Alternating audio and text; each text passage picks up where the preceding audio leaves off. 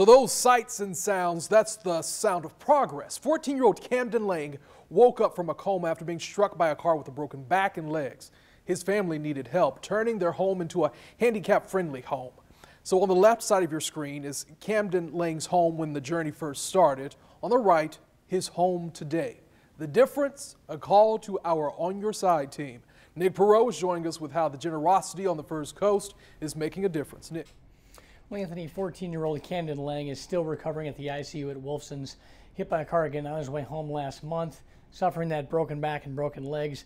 Now, while there's still a long way to go before he gets home, when he returns, he'll have a home newsroom showcasing the strength of Camden, the community, and the person. When this accident came, I've got a contracting background, and he called and said, knowing with Camden's injuries, he knew he was going to need some remodeling downstairs. Of course, for me, it was all in. Family friend Ian Dent is putting his contracting background to work. Did you put a level from here to here? Yeah. Dent's now in charge of rebuilding 14-year-old Camden's new first-floor bathroom and bedroom.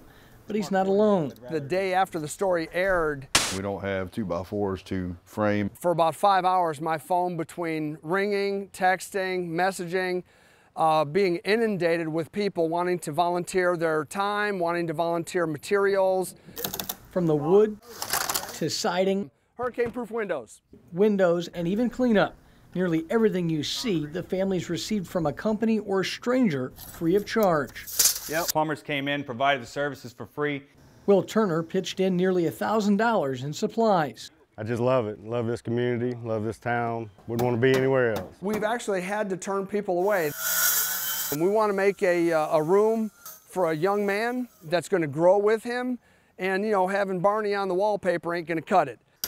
A room that is starting to take shape that the Lang family and these volunteers say would not be possible without the help of the Camden community. And it's been a tremendous blessing to see the community come together saying, what can I do to help? I want to help. And it's been huge. The Langs again can't thank the community enough and tell me that if you're still interested in helping, aside from donations, there'll be plenty to clean up. The community's been a blessing. Anthony?